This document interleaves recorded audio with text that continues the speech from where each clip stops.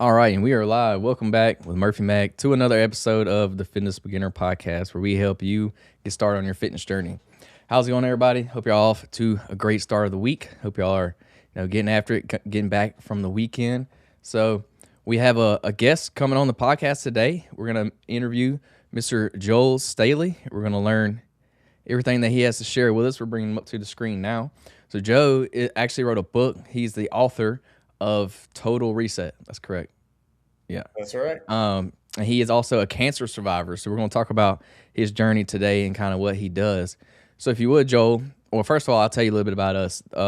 So it's called the Fitness Beginner Podcast. We like to just help people getting started, like help them get motivated or help them learn kind of the basics of things. We typically keep things pretty basic. And then we have people on like you. We'll typically dive deeper into some more details of some things. But yeah, we're just here to try to help people get started and get motivated on their fitness journey. So that's a little bit about us. If you would, just tell people who you are and what you do. Sure, man. Getting started, that's the most important part. So kudos to you. I think that you're really doing your community a huge service by niching down to the beginners. My name's Joel Staley. I'm a husband. I have three little girls, a 7-year-old who just lost her two front teeth, so she looks like a hockey player, and twin 4-year-olds, almost 4-year-olds, I guess I should say. Next month they turn 4. I've always been into fitness. It's been I call it my iron therapy, going to the gym. I haven't always necessarily enjoyed the dieting aspect, but going to the gym for 10 years and not looking the part got old. So then I started figuring out the nutrition aspect and dialing that part in. Typically work with mostly married men with kids, only because that unique demographic has a very unique set of challenges. Whereas if you're in your 20s and single, you can live at the gym and control everything that goes in your mouth, and you're pretty much on your own schedule. Once there's a family and a career or a business involved, all of a sudden it's very easy to put everyone else's needs before your own. And so you have to get a little crafty to be able to Mm. still hit your goals. And that's like hormones and all the other side effects of aging as well. So, yeah, I've really niched down to the guys with families that are looking to lose body fat and build muscle without having to live in the gym or count calories and macros meticulously or anything like that. And that's what I'm passionate about. Awesome. So you wear a lot of hats. You're a dad, you're a coach, cancer survivor. What would you say? Which one of those has kind of shaped your approach to fitness the most? Um, Man, that's a great question. Fitness has always been my guiding light for anything. It seems to be one of the very few things in life that I can control. And if I were to get a psych eval, there's a good chance I might be deemed a control freak, which isn't really good because there's very few things that we can control. But me waking up when I say I'm going to wake up and going and hitting the gym when I say I'm going to hit the gym and adhering to my diet when I say I'm going to adhere to my diet, those are the few things that even when life gets rocky, um, I can stick to.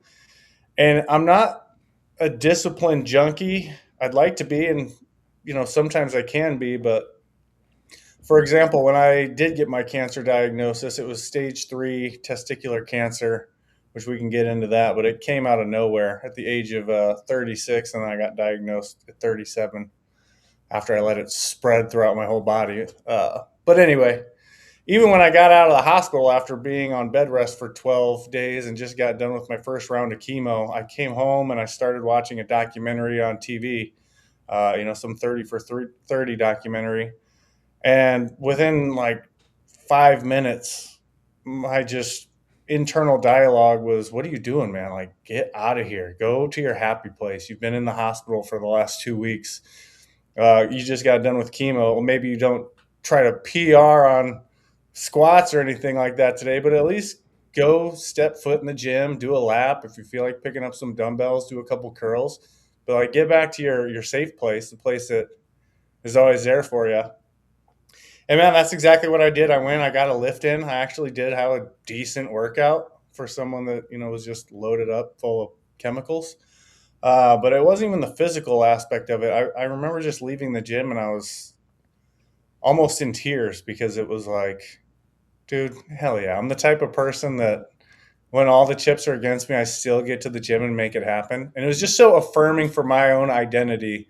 Uh, I'll probably never forget that feeling I had when I left the gym that day. So, to answer your question, a combination of all, but the cancer thing was really like, wow, dude, if stage 3 cancer going through chemo and everything that you've ever known is up in the air now, and you still get to the gym, it's like that really reaffirmed who I am and what I'm passionate about, at least to myself.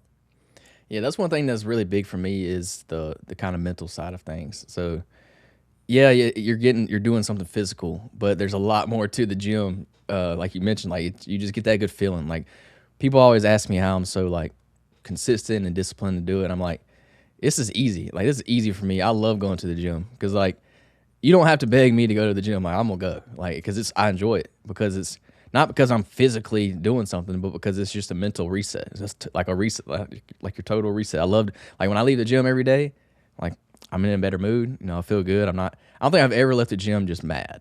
You know, you just can't. Like you just your body gets all those endorphins and stuff. You're just in a better mood. So it's like it's a mental thing for me. So I enjoy it. You don't have to beg me to go. Like I'll go.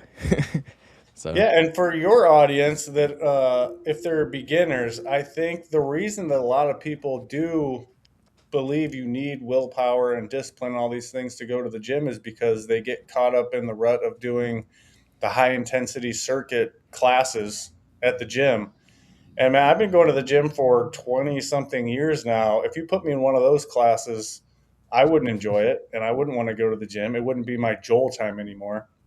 I like putting my headphones on, listening to a podcast that I want to listen to or whatever music I want to listen to, doing my workout, taking adequate rest in between sets. I'm not like trying to get my cardio through the roof. I'm just trying to hit my set and then take 2 minutes, relax, chill, say what's up to the dude next to me, catch up. It's like, and two, like, where else can you go? I remember the first time I went to the gym when I was just a little kid and my dad took me there, and there's just like all these giant guys with big bulging muscles wearing like their bro tanks. It was a Gold's Gym, and then there was like these women that are all sweaty and they're wearing like their sports bra and stuff. And I just remember thinking like, man, what is this place? This place is awesome. Like, does my mom know my dad comes here? This is like Baywatch, but I'm here.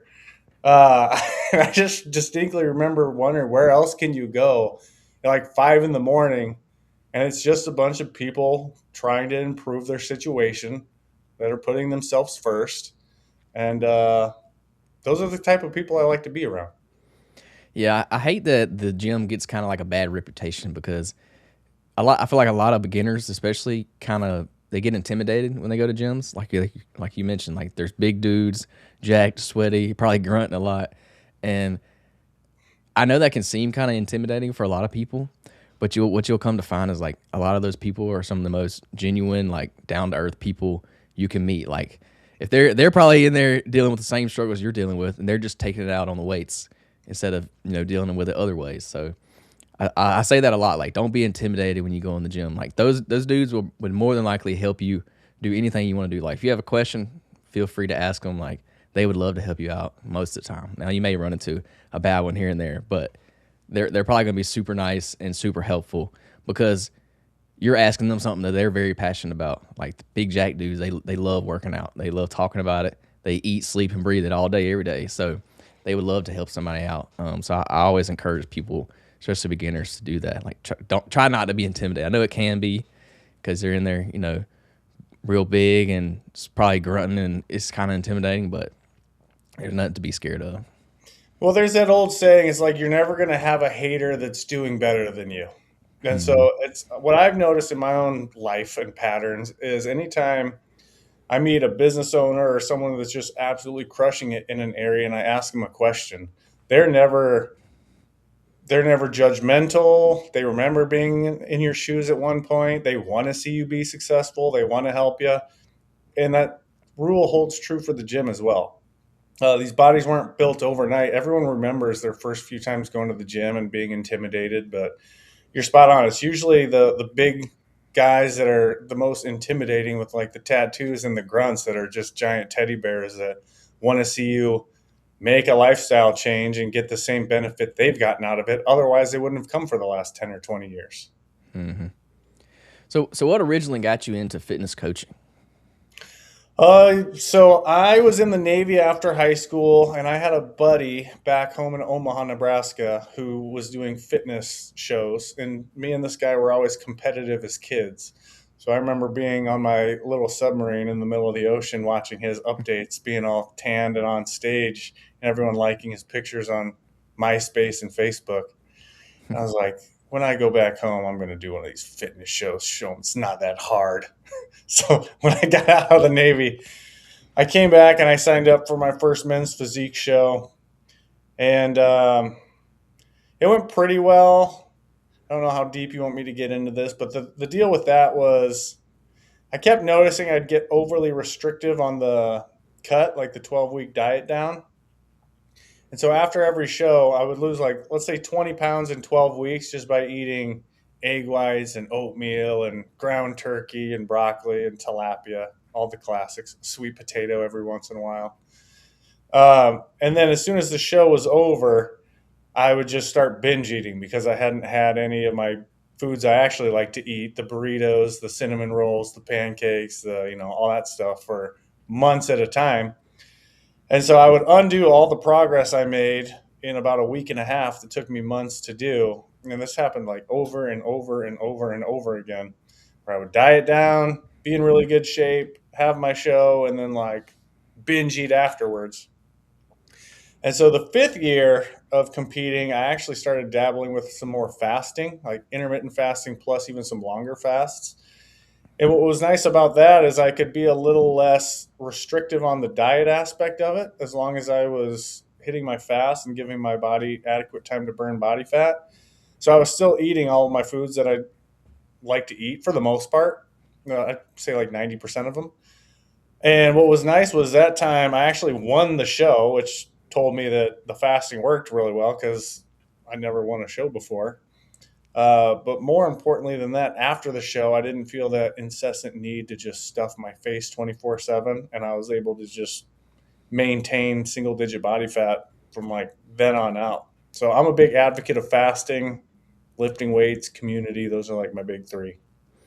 Yeah, I did a classic physique show in 2024, a little over a year ago. And it was very, very interesting. It was very hard, which is, I've always been into weightlifting, but I've never been on the bodybuilding side. Like I never even thought about doing a bodybuilding show until 2024. And I did one. It was probably the hardest thing I've ever done. And I've done some other pretty hard things. Like I've done an Ironman and I've done a 100-mile ultra marathon, and the bodybuilding show was harder by far. Like it was super hard. And it was like all you do is just think about food all day. It's not very healthy at all. No, it's not. I will say it was very exhilarating that last year where it was so surreal when I won the whole show because I had told myself, I think I even said it out loud that day, but I was going to keep coming and doing this exact same show every year until I either died of old age or won. Like I've so long as going back to the first one, I ended up getting first in my class, but second overall. So I didn't win the show, but I won. There's a tall and a short, Hmm. and I won the tall, and then the short guy beat me out, which is fine.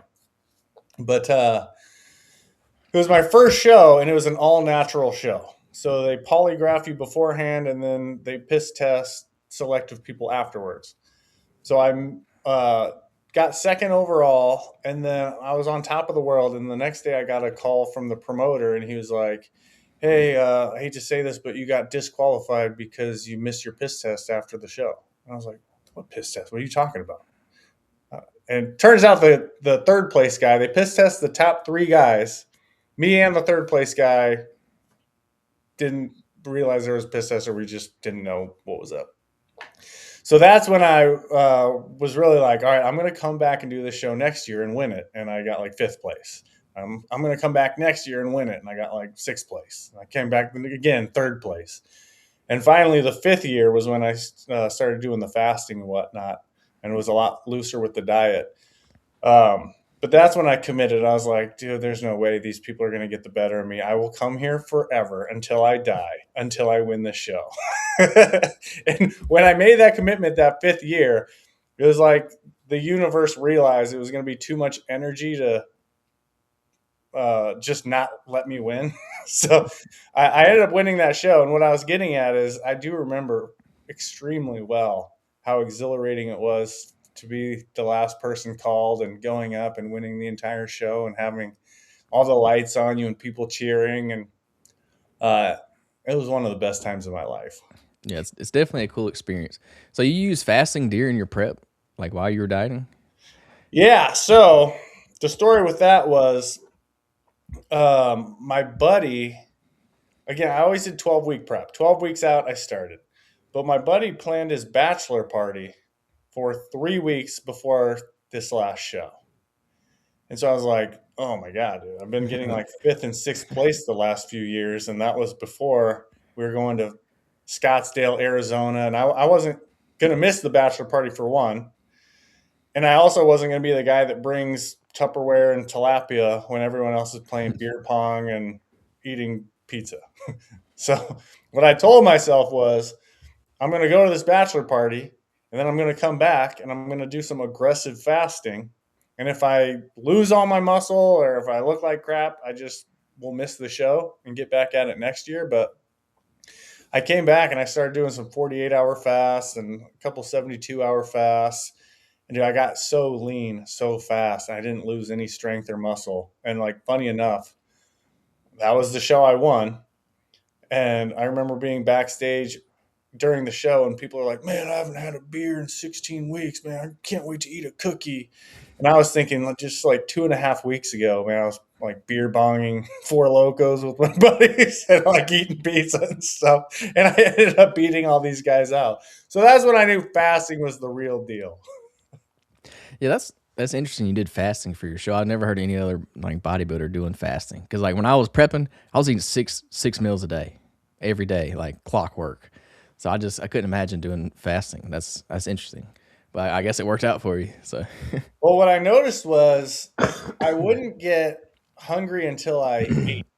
So after all these other shows, when I was binging all the time, I was normally wake up at like 4:30 kind of guy, go to the gym, and I'd have like oatmeal, for example, oatmeal and like maybe a scoop of protein powder in there at 4:30 in the morning, and then 2 hours later, because my blood sugar spiked and then started coming back down, I was hungry again at 6:30.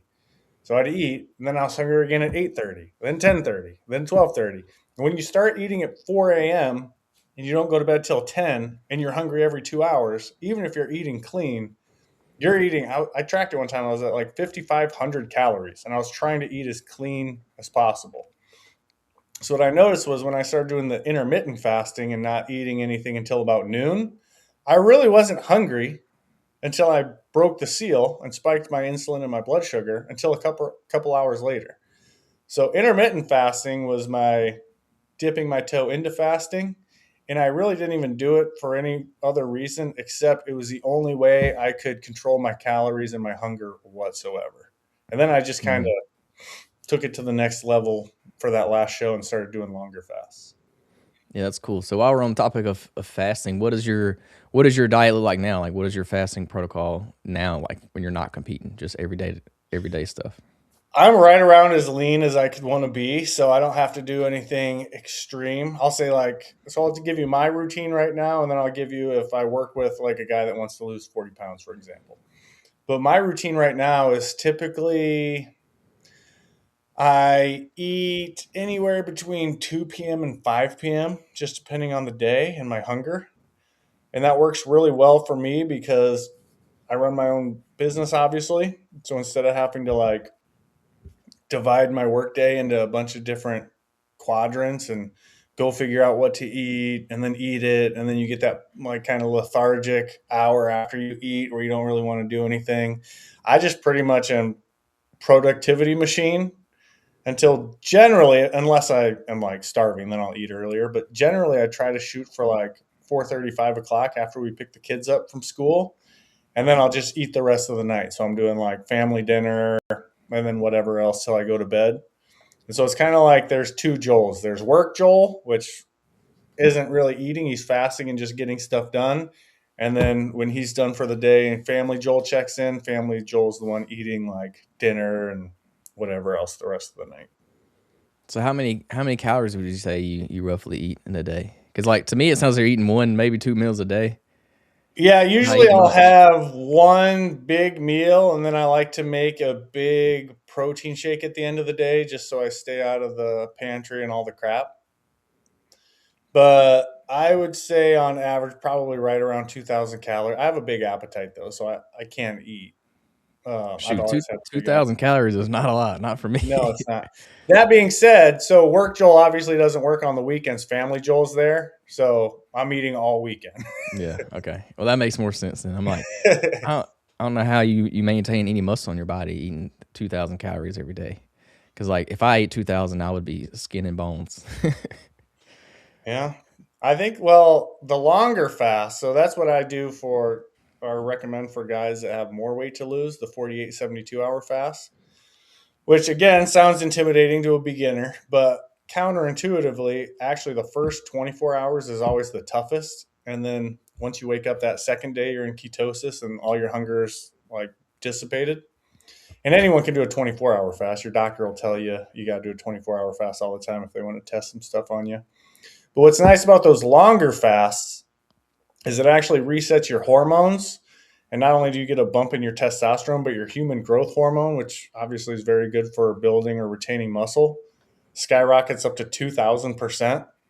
So I do like to throw in the occasional 48-hour fast still, even though I'm pretty lean, just to get the HGH and all those like hormonal benefits.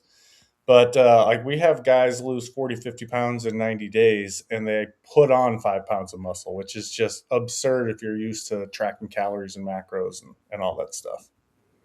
So for somebody is new that may want to try the 48 72 hour fast, how would you tell them to go about doing that? Like how often would you do it? Would you do anything leading up to it, and what would you do after it? Yeah, so while I'm thinking about it, I put together a gift for your people. That's the Total Reset book. You can get it on Amazon for like $5 too, but I just put it on a website. So if you want to get access to it, I walk you through based on what your weight is, your experience with the gym, all that stuff. That's at totalresetcoaching.com/gift. So Hmm. that's like the nuts and bolts of everything. But giving you a 10,000-foot view, I would say the big things are number one, the meal leading into the fast should probably be lower carb, if not like zero carb, high fat, moderate protein, almost like keto. So, like a big, fatty, awesome steak and Hmm. eggs would be like the perfect send off meal because it keeps your blood sugar low. And so you don't have that dip I was talking about earlier. Drinking a decent amount of water on your fasting days. So like you could do a gallon. I typically don't get a gallon, but a half gallon to a gallon will keep you full. A lot of times we're just dehydrated and thirsty and we think we're hungry, but really we're just dehydrated and thirsty. So drinking a lot of water. Getting electrolytes. I use Ultima from Amazon. It tastes like Kool-Aid. It's 0 calories and it just makes the fasting way easier. And the big one, more psychological than physical, is get like a buddy that you respect and you don't want to let down. Like most of us as men, especially, should have that one buddy that competes with you. That's why I got into this whole thing in the first place, is I had that buddy. Hmm. Um, I would rope one of your buddies into it with you and say, "Hey, I heard this podcast. They're talking about doing a 24 or 48-hour fast. We should do it." And then that way, just psychologically, the way most guys are wired, you don't want to be the guy that pushes out. So that goes a long way too. Yeah, I agree. Having a buddy do it, which makes everything so much easier. But yeah, Yeah. it's interesting. I've always been interested in the fasting, like the long fast, like that, and I've still never done one. I've always just I'm always training like for something, so like I think it would be counterintuitive for me to do, but I don't know. I still want to try one. I'm pretty close to my chiropractor. He's big into like holistic health and stuff, and he swears by fasting. Like he talks about it all the time. He's very religious too, so he looks at it from a religious standpoint, but also from the health aspect of it as well. So he's got me interested in doing one, and I'm gonna do it eventually. I just got to find the right time to do one when I'm not like, because I've been doing a lot of endurance sports lately, so I'm always like running or cycling, doing something. So I just feel like it wouldn't be very good for me to do Running doing all for that. me, especially, and I've noticed a lot of my clients echo this same sentiment, really drives the appetite up Hmm. more than weightlifting does. So even when I'm doing a 48, 72 hour fast, I'm still lifting for Hmm. sure because it's mental for me. I have to get to the gym, as I was talking about. But I have noticed that. So I was, before I got diagnosed with cancer, I was training for my first 100-mile ultra, which I didn't end up doing because I was in the hospital. So kudos to you. But I remember anytime I would go run, I was just ravenously hungry afterwards, which Hmm. isn't the case when I lift weights. Yeah, I would definitely say my appetite increased with the running, but even before that, I've always had a high appetite. I've always been real skinny and high metabolism, so I can get away with eating a little bit more than most people. Yeah. Luckily. Um, so as you've coached, you work with a lot of men, family men specifically. What are some of the biggest, or what's the one biggest struggle you see that they experience? Well, that's an easy one. And that is just the commitment phase. And that's why what I said at the beginning is, like, I talk to guys that are just getting started. That is the test. So I have my daughter, my 7-year-old, in jujitsu, and we follow one of my buddies owns a jujitsu academy in another state. Greg Anderson, he's got a podcast too, but I met him through a men's mastermind. Anyway, she got her first stripe on her white belt because she's been to 12 classes. And so we sent him a video that said, "Hey, Kennedy got her first stripe on her white belt. You better not mess with her." And he sent something back that was so awesome. He was like, "Your white belt is the toughest belt to get." And a lot of people laugh at that because you get it the first day you show up. But that's why, 99% of people don't even have their white belt, is because they don't even show up. So Hmm. that's my thing. And it actually drives me crazy because I've worked with about 2,000 men at this point. They're different people after the program. It's like when we're young and we're full of piss and vinegar and we feel like we can take the world by the horns. And then somewhere along the way, we just get beat down and we get some like cubicle in a corporate office and we get some wife that, like, a lot of times we feel like doesn't even like us. And we have these kids that are like just draining us. And there's nothing left for the guy at the end of the day. And it's just like this sad, miserable existence that causes guys to, succumb to unhealthy vices, drinking too much, just like doping themselves up, even if it's food or Netflix or whatever it is. It's just like this feeling of defeat. And so I think if guys just understood how close they were to being able to reclaim that piece of them that they probably think is long dead, it's really just carving out that hour, going to the gym, getting surrounded by other guys like you and I who have goals and hold each other accountable and just like want to see the world be a better place, and then clean up their diet, take all the crap out that makes them feel terrible. I mean, within a week or two, you're just like, you got this, like, this vibration about you. You're like, I'm back. Man, I just wish everyone could taste it, because if they did, they would never want to go back. Yeah, it goes back to something I like to say a lot, and that's working on yourself is not selfish. It's actually selfless. Because when you work on yourself, when you show up for yourself, then you can show up for everybody else even that much more. Like you said, at the end of the day, you're drained and you have nothing left to give to yourself. That's why I preach, do yourself first. Like give yourself that time first. That's why I go work out in the morning before work. So I can go ahead and get it done like first thing, and now I'm ready to go. I'm set up for the rest of the day. So yeah, I always preach, work on yourself no matter what your situation is. No matter if you have kids, if you have a spouse, whatever, you should always be, pouring into yourself. So that way you can show up for others even like better than you could before. So yeah, I like that point. Yeah, when you're happy, you're fun to be around. I've been in a Mm. funk before where I wasn't going to the gym and like I just didn't feel good about myself for one reason or another. And my wife suffers because I'm an a-hole, and my kids suffer because my temper's short and I just don't feel good about myself and where I'm at in life. And it's all fixed by like one good lift. And I'm back. Mhm. That goes back to when I say I never left the gym mad. Like you won't be mad when you leave the gym. It does something to you. Like it just puts you in a better mood. Hmm. So how do you help me and the clients you work with? How do you help them kind of balance, just regular work stress, family stress, life, maybe a busy schedule? What's kind of the way you like to help them balance that? Well, so fasting goes a long way. Fasting's like the one diet, I guess you could call it, that you actually have more time in your day with, which Hmm. is great, or it could be bad depending on if you have stuff to do, if you're just sitting around looking at the clock. But if you, like most guys, especially in my demographic, they work all day. Either they have employees that they need to manage or a boss that's telling them what to do. Like they're checking in with people, they need stuff from people. And then, so it's like, give all day. And then they go home and the family's there. And it's like, give all day. And then you go to bed and then rinse and repeat the next day. So, what's nice about fasting is what most guys try to do. And again, everyone has their own methodologies. Mine's no better or worse than any. But for my unique demographic, this seems to work really well.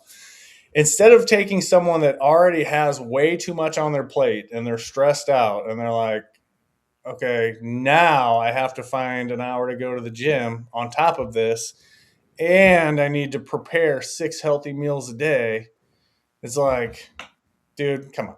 How long are you realistically going to do that? We both know the answer is not very long. But with fasting, let's say you go to the gym 3 days a week for 45 minutes. But also, now you're fasting. Let's say you have like a 4 to 6 hour eating window at the end of the day when you're eating with your family. Now you have all this kind of extra time throughout the day, like your lunch break. You could go hit the gym then because you're fasting now. Now you get an extra 5 hours a day. You could go to the gym. And I have found that if you're asking about stress, the best way to relieve stress is just ask yourself, is this a scenario where I need to add more? Or would this be like the benefit of meditation, where it's actually like taking stuff away is the benefit? And in my case, and the guys I work with, it's like, well, maybe I don't need to keep adding. Maybe I could actually like do less, and there's a benefit to that. Hmm. So what would you say to the person that may not be on board with fasting? Like somebody that say, man, I can't do that. Like I can't go 24 hours without eating food. Or they may just be kind of not necessarily intimidated by it, but they may question it, like the science behind it or whatever. You're you're reaching me on a podcast today. I'm over caffeinated because I had my pre workout.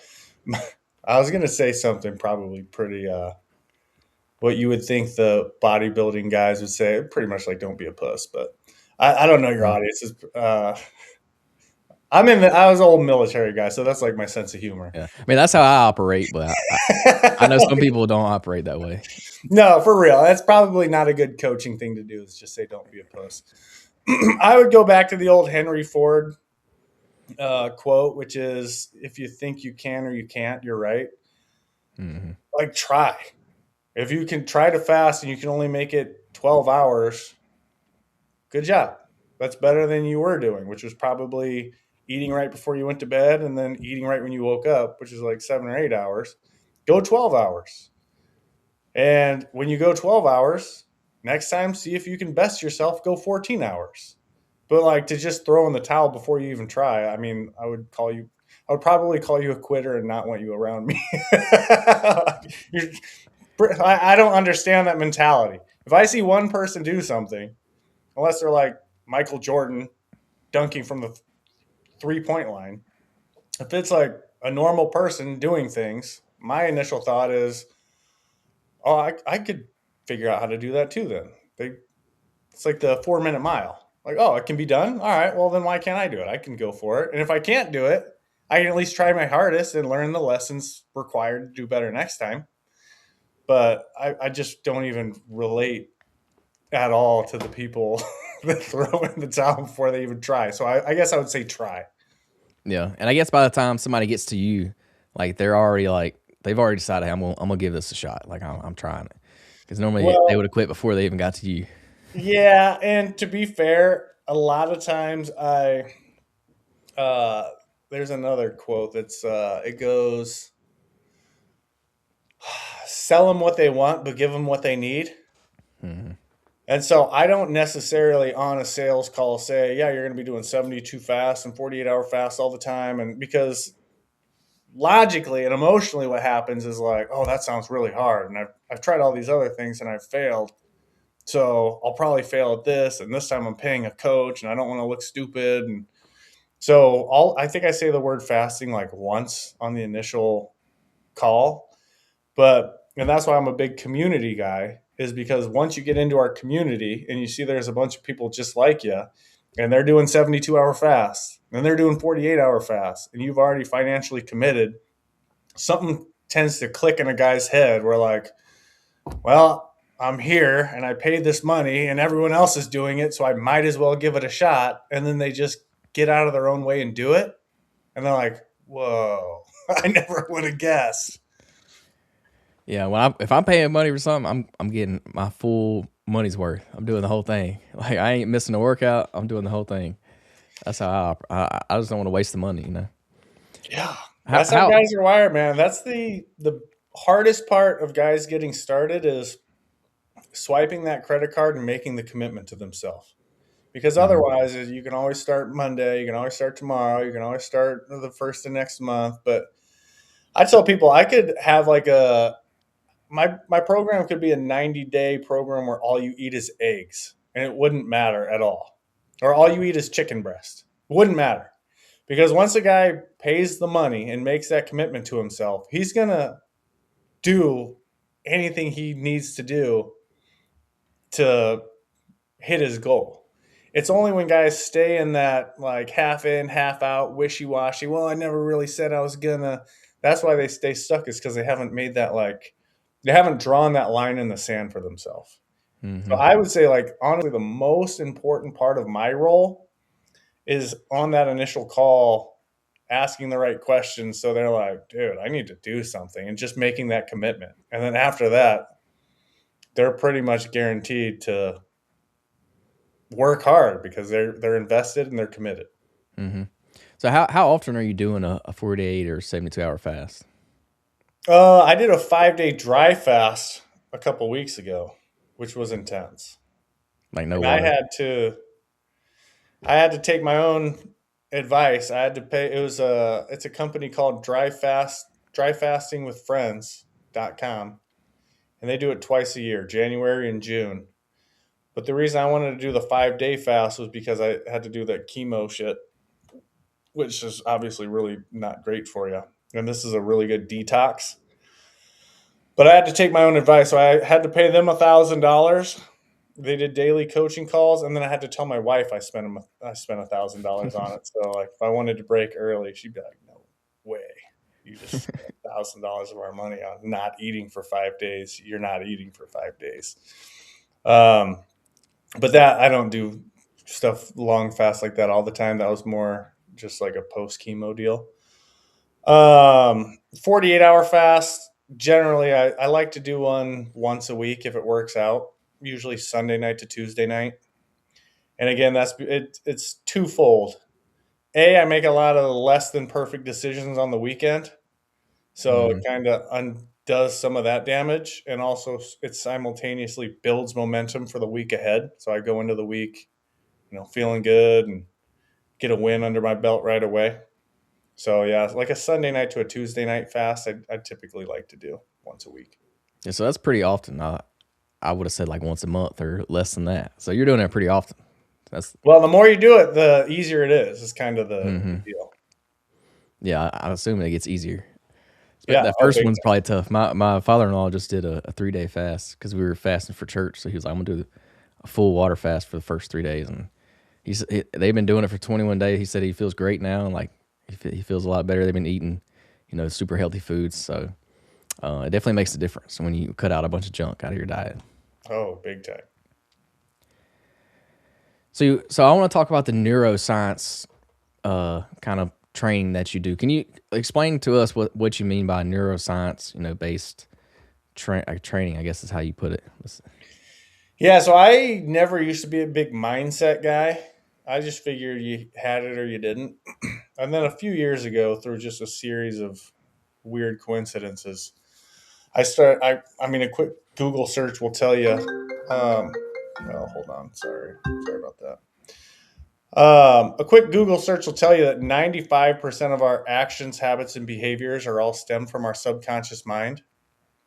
So what that means is like you can wake up early, hit the gym, fast all day, eat a really clean dinner, but you might all of a sudden see that your kids have leftover chicken nuggets and mac and cheese on their plate. And then because when you were a kid, your dad told you that you don't know how hard me and your mom worked to put food on the table. There's kids starving in Africa, and there's this emotional seed planted where if you waste food, you're a bad person. All of a sudden, you will just totally negate all your own fitness goals and eat the food off your kid's plate that doesn't even look appetizing and totally trash your progress just because somewhere below the surface of your consciousness there's a feeling of I can't waste this food. Guys will like overeat. If you have a stressful day and you crave like sugar or alcohol, a lot of times that stems from when you're a kid. And a lot of this really is programming. We're programmable creatures just by nature, whether it be from our parents, our teachers, our siblings, our environment, the news, the music we listen to. We're constantly being programmed, especially at an early age. And what's really fascinating is we can program ourselves. So we don't have to necessarily listen to a country song about like getting drunk on a plane over and over again. And then you get home from work and you're like, no, I want to get drunk tonight. I had a stressful day. I want to get drunk. You get to listen to some David Goggins motivating thing instead. And all of a sudden get home from work and be like, I'm going to go run 20 miles. It really is like, what are you programming your mind with? Because it has a tremendous effect on the way you show up and the things that you're doing day in and day out, which I don't think a lot of guys realize. They just think I need to force myself and use willpower to go to the gym and figure out discipline to stick to my diet, when really it's like, no, your programming is just messed up. I mean, you can reprogram it so you're not relying on willpower constantly. You could almost just observe yourself starting to make the right decisions more effortlessly instead of draining your willpower tank. But it's all like, what are you listening to? Who are you hanging around? What's your environment? How's it set up? It's like setting yourself up for success mentally, and then the physical always follows. Yeah, I've experienced this myself as I've gotten out of college and gotten a little bit older. I've gotten to where like I can't watch the news. I can't, like, it puts me in a bad mood. So I refuse to watch it. Like, you won't catch me watching the news. I don't follow any like news channels on social media. Nothing, because there's nothing positive on the news. Not one thing. There's nothing positive. It's all negative, and it just drains my energy. So I can't, and I can't do like negativity. Like if other people are talking, it could be about anything. It could be about the weather outside. If it's negative, I don't want to hear it. Like I don't want to talk about it. Like I don't want to put that in my head because it's like you said, it drains your energy. Like it just puts you in a bad mood, and I don't want to listen. So like if you're a negative person, like we're just not gonna be friends. Like I'm not gonna hang out with you. Like I'm just You not. can't. You I got to cut separate. them off. I have to separate myself from people like that, and I don't do it in a mean way. I'll kind of nonchalantly separate myself. But yeah, I don't like listening to it. Like it drives me nuts. So I try, like if I realize like I'm around it, I'll find a way to leave or get away from it, because it's like you said, you got to train yourself to be more positive, motivating, things like that. So if you're listening to negative stuff all day, you don't even realize it's having an effect on you. Like it's changing your behavior as well too, and you're not even realizing it. So just try not to be around those people or listen to those things or to that music or that podcast or whatever it is. Just the more you can get it out of your head, the less likely it's going to have an effect on you. Yeah, if I were to make a single recommendation to someone, knowing what I know now, it would be really double, triple down on the mindset stuff, and the physical stuff will just happen naturally.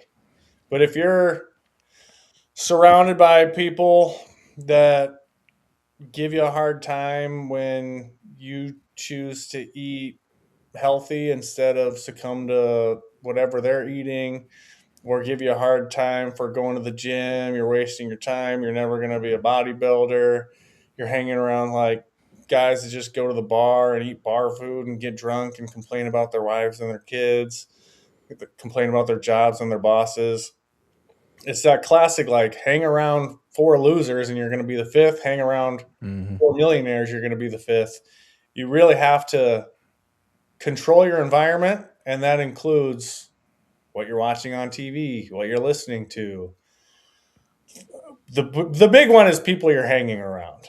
I Mm-hmm. mean, nothing will drain your energy faster than a bunch of like negative Nellies that are just constantly gasping and complaining.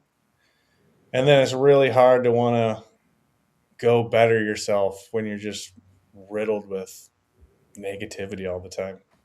Yeah, this is something that it didn't take me long to figure out. Like once I figured, I was like, this other stuff is having an effect on me. Like it's affecting me personally. So like, I got to put into that. Like that's no more. So like, even simple things like music. Like I don't listen. I used to love rap music, like hardcore rap music, but I can't listen to it that much anymore because it's negative. Like it's and you don't realize it because it's just music. Like it ain't really affecting you, but like deep down, like it's just pumping just negative stuff in your ear all the time, and it has more of an effect on you than you really realize. So just cutting things out is so simple. Like if somebody's talking about somebody else or if somebody's talking about something terrible that's happened, like just separate yourself from that person. Like don't give in and feed into it because a lot of people feed into it. They'll give it right back to them. Like that's definitely making it worse. So be careful who you're hanging around with. Like you said, if you're hanging around four losers, you're gonna be the fifth one, and that's a fact. Yeah, I say so. My step by step process that I lay out in the book is number one, you got to get crystal clear on who you are and where you want to go. So I have guys do what I call the U 2.0 exercise, which is like, all right, in perfect scenario, what's your ideal day look like? What time are you waking up? How much do you weigh and what body fat percentage are you? How would people close to you describe you? What's your work ethic like? Um, all of it. You just get crystal clear. And then what we do is we create like affirmations, which are, like I am this, I am Mm-hmm. that. But actually, I'm a bigger fan of affirmations, which are affirmations posed as a question, because our subconscious mind, whenever it hears a question, it just assumes it's true and it tries to connect the dots. So it's like, why is it so easy for me to wake up at 4:30 in the morning and go crush my workout? Why do people around me describe me as a leader of men? Why does my wife constantly want to have sex with me or whatever? You just get like crystal clear on it. And your subconscious mind starts looking for reasons of why it's true. And so I made like a recording. I'll listen to it right before I go to bed because it's called the theta brainwave state, where you're in your waking state like we're in right now. And then there's obviously sleep, but somewhere in the middle, it's called theta brainwave state. It's where you're very hypnotizable and programmable. So as I'm like starting to drift off to bed, I'll just put my headphones on for 10 minutes and listen to my recording of like my U 2.0 affirmations.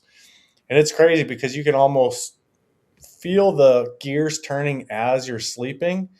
And just, I'm telling you, over time, it's a repetition thing. You just start observing yourself reaching for a protein shake instead of like the Ben and Jerry's, for example. And you're not like, oh, I really want Ben and Jerry's, but I should do this protein shake. And it's not this like internal collision. Mm-hmm. You just start going for the protein shake. So the mental aspect is, I think, where a lot of coaches and personal trainers and a lot of people that are helping people with their fitness goals they neglect more than even admittedly I did for the first like 7 years I was coaching people. But now that I realize how important it really is, I really recommend guys take advantage of doing that stuff. Yeah, I've heard of people doing the video, like the YouTube 2.0, like listening to the video. It's kind of like, you're kind of like manifesting things. So I've heard a lot of people do that, and they like it. Hmm. Um, and I've also seen people use like hypnotherapists to help with their food addictions. Do you know anything about that?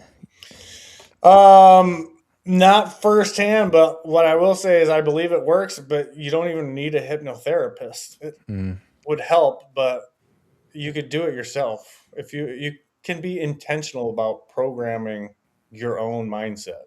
So if you don't want to take the like actionable steps of doing that, yeah, go see a hypnotherapist and just go that route. That's perfectly fine. But um, you don't have to. You can legitimately take those steps into your own hands.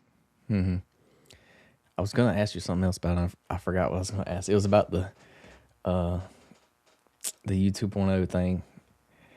Oh well.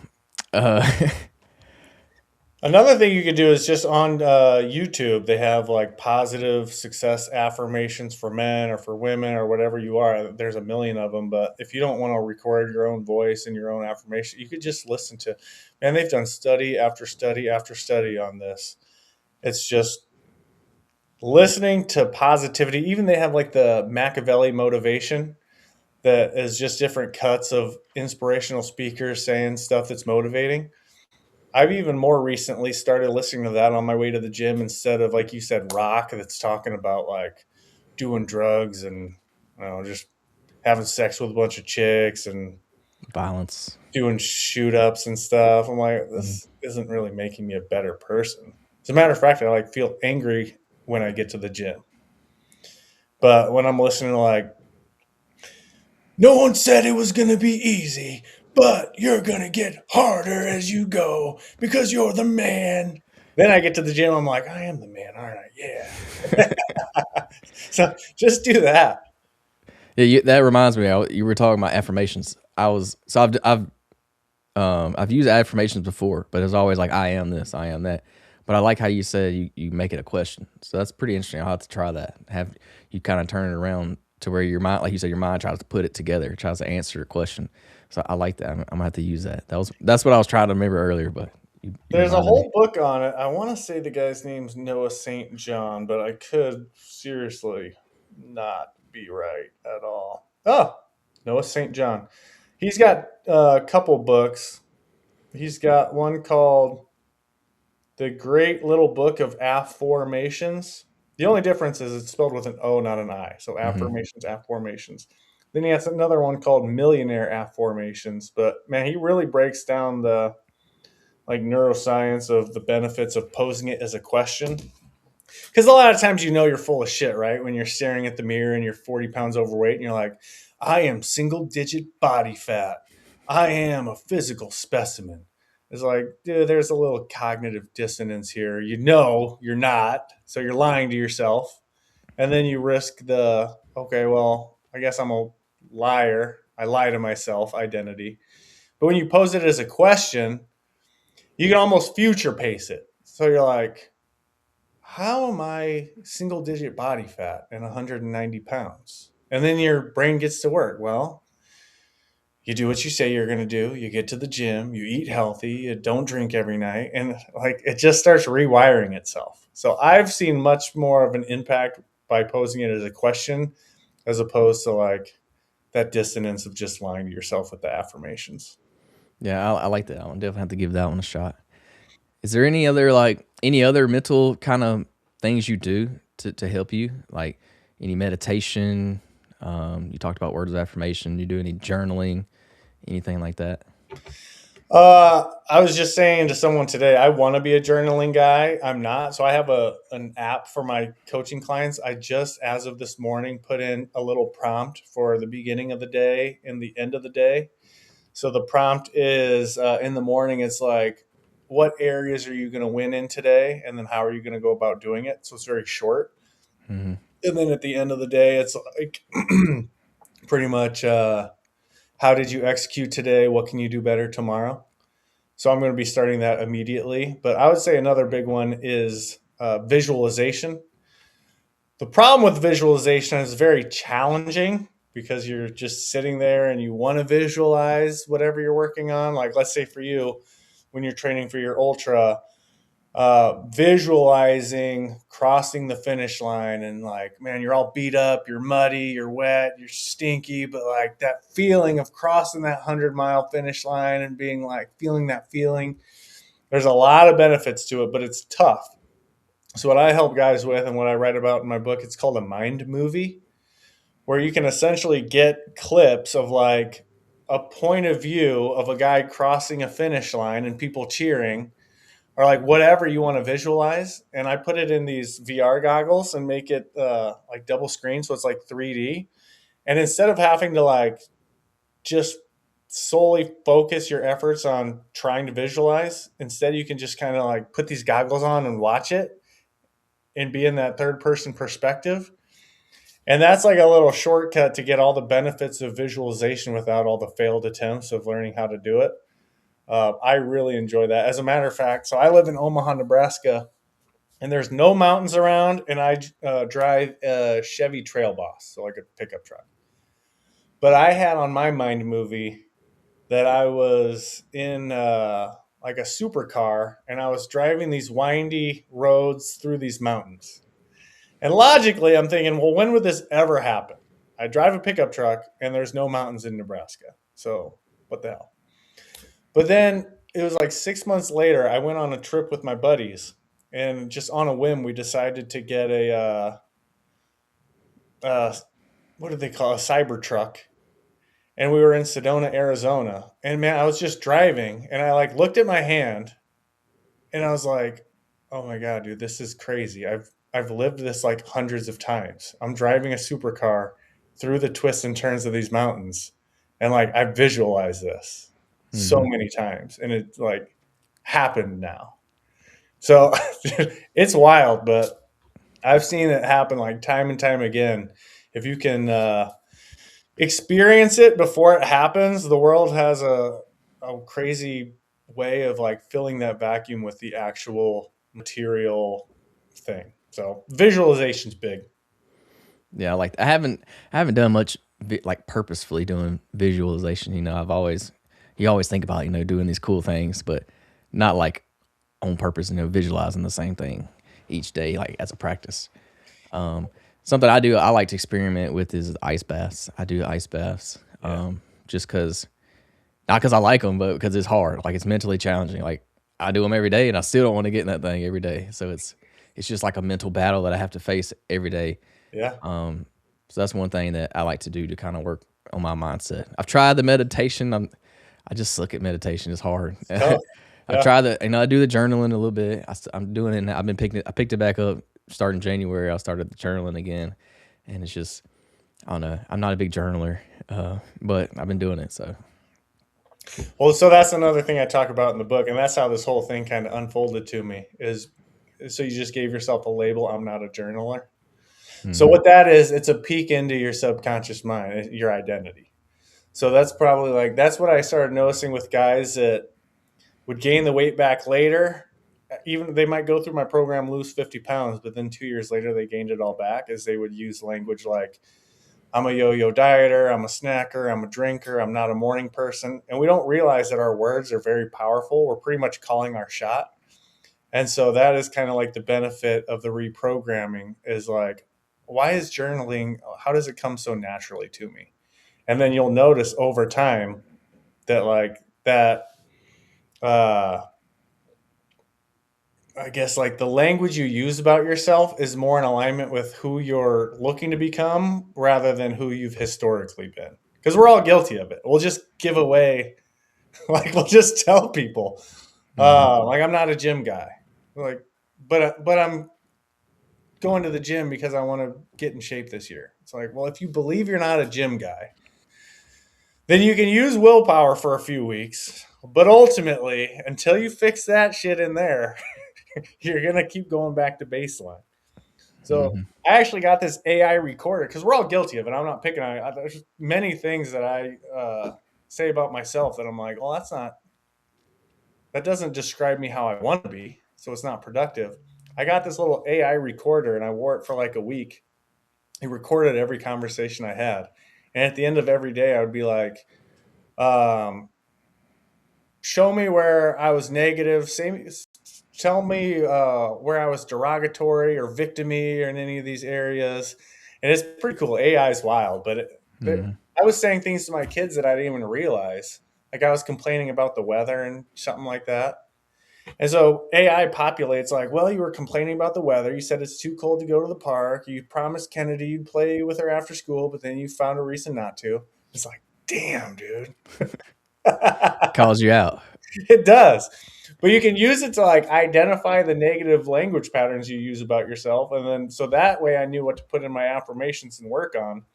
But I would just say like, yeah, historically it's been a challenge to journal, but I'm getting better at it.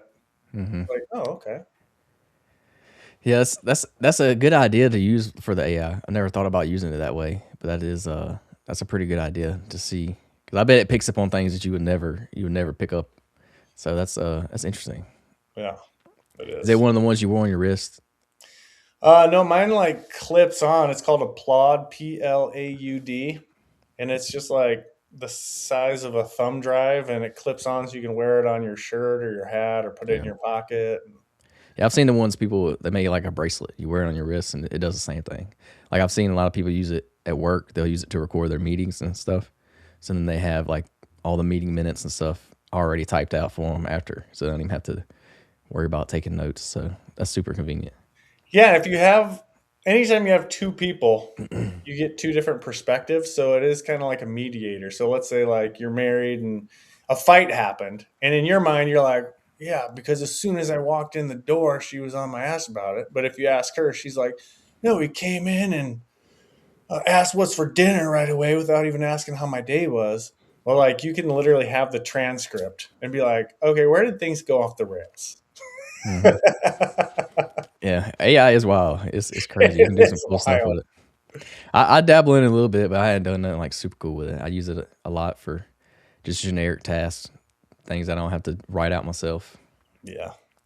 I use it a lot on the podcast actually to coming up with questions and stuff. I use it a lot. Okay. Well, you did a good job this one, so it must be working for you. Yeah. So I want to respect your time. I don't want to keep you too long. So if you would, just let everybody know where they can find you, where they can get your book, and where they can follow you, or reach out to you if they want to get some coaching or anything like that. Sure. Instagram's probably the easiest to find me. It's just Joel Staley Fitness. And then I'll mention that book one more time just so you don't have to spend the $5. And you can get not only the book, but I think that I put a course together for the book on this website. It's just totalresetcoaching.com/gift. You'll get a copy of the book and then like an in-depth course walking you through kind of what I was talking about with the mindset stuff. Hmm. We can put that link in the description too. If you just look down the description, it should be there for y'all. Make it easier for you. Um, but yeah, and then so you do all your coaching online. Yeah. Okay, Yep. that's what I figured.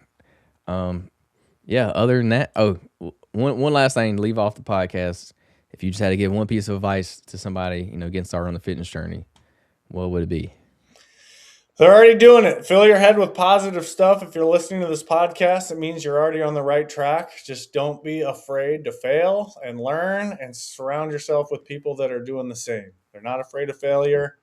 They're not afraid of trying. They do, they fail, they learn, and they do again a little bit better. Rinse and repeat. I like that. So thank you so much for joining the podcast. I enjoyed our time together.